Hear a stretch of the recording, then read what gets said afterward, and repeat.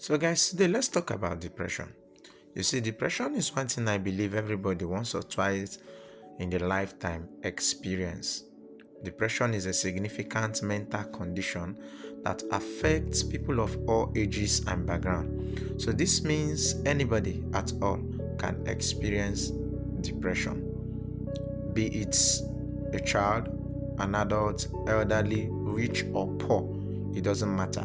Anybody can have depression, and this is why we need to pay attention to this. Walk with me as we look at some important facts. According to World Health Organization, 3.8% of the world's population is depressed, having 5% of the adult population being depressed, with 4% amongst men and 6% among women, and 5.7% of adults over the age of 60 being depressed.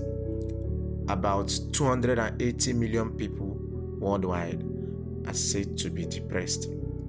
In fact, depression is 50% more among women than men. 10% of women that are pregnant and just put to bed are depressed. 700,000 people die yearly from suicide.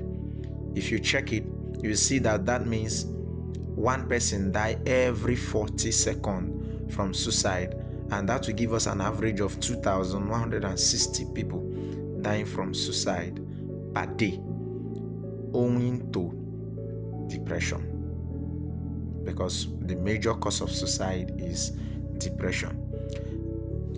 So depression is the fourth leading cause of death in people between the age of 15 to 29.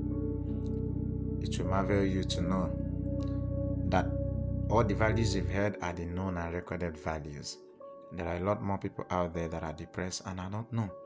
So this is why this calls for concern. So flow with me while we look at what is depression. Depression is a mood disorder that causes persistent feeling of sadness and loss of interest in things and activities one once enjoyed. It can also cause difficulty with memory, thinking, eating, and sleeping. Now, someone may ask, having heard all this, how do I know if I have depression? There are signs and symptoms of depression. These signs are things that when you start having them, it is pointing towards depression. Now let's have it. First is low energy. Low energy in the sense that at this point, you don't even want to push further. You lack the strength to try harder. You feel that no, I don't have the strength. That is one. Secondly, is feeling very sad or hopeless. At this point, you don't have the energy to do anything any longer. So you are always angry and you are hopeless. You're feeling like it's not going to work. That no matter what you're trying, it's not going to work. So there's no point. You lack the energy to do anything. You're feeling very sad. You are hopeless at this point. You think nothing is ever going to work. And these are the signs of depression. So at that point, when someone is having low energy, feeling very hopeless and sad, the next thing that comes to the mind is thoughts of self-harm and suicide. Now, this is where people think that, okay, since nothing is ever going to work, I don't even have the energy to push further. I've tried more than enough, so I'm not going to try again. And even if I try, I believe nothing is going to work. So what's the essence of living? So the next thing that comes to their mind is, let me just end it all. Let me just end it all. And sadly, some people doesn't get the help they deserve or they need at that moment, and they eventually end it all. But please don't let this be your case. Next thing that could happen to a person that is depressed is irritability, easily being annoyed and frustrated, transfer of aggression and all.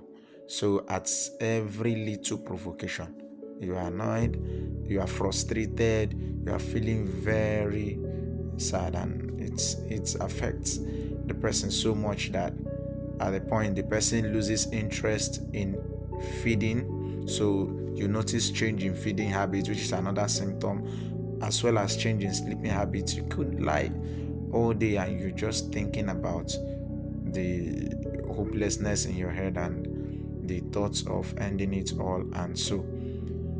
And the next thing is loss of interest in activities and things you once enjoy. You don't even want to try again. So nothing interests you no more. So at that point, you are not feeling interested in anything. Causes of depression.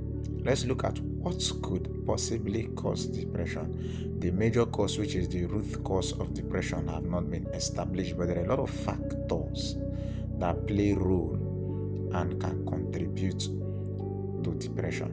One is brain chemistry. That's an imbalance of neurotransmitters, and neurotransmitters are substances responsible for transmitting nerve signals across synapses between two nerves.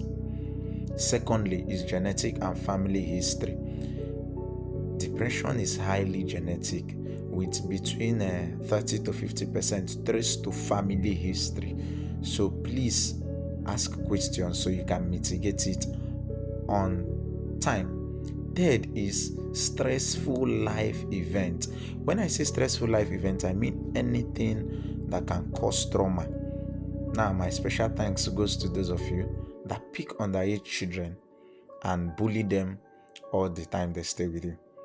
Please, you can traumatize them and cause them lifelong problems.